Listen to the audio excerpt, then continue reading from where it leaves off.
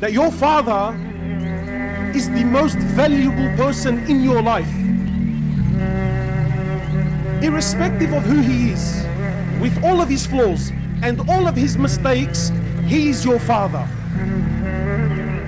And I don't know what else to say. How do I say it in a way where, brother, you know your father? He owns you. You know your father? He owns you. You know what he owns you means? He owns you. He owns your clothes. He owns your shoes. He owns your money. You know your money? If your father, if, I'm not encouraging fathers, I'm just giving you, if your father took every single dollar you own, you have nothing in front of Allah. You have nothing in the Islamic courtroom. You have nothing, because he owns you. He owns your wealth. He owns your clothes. He owns everything about you. He owns you. That's your dad.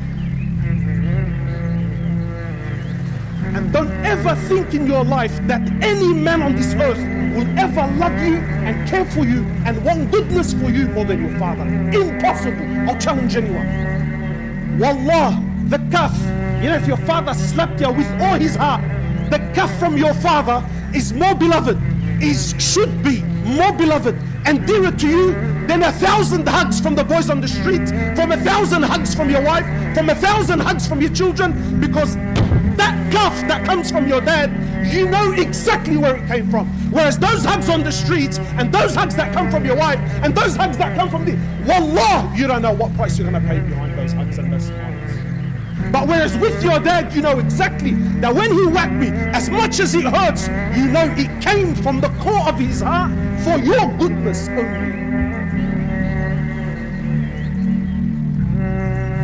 Our fathers are deeply flawed. No one is perfect. Sometimes your understanding of deen is 10 times better than his. But he's your dad and he owns you. Wallah, the shoe that your father wears, you know the shoe that he wears? You should put it and wear it on your head like a crown. Not because of the value of the shoe, may Allah raise you all in ranks, but of the value of the one that wears it. It's your dad.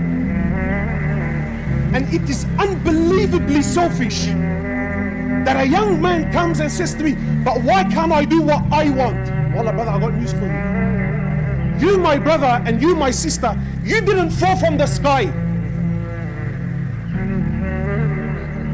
Someone bled and cried and broke their backs to watch you grow and become a young man. You're owed.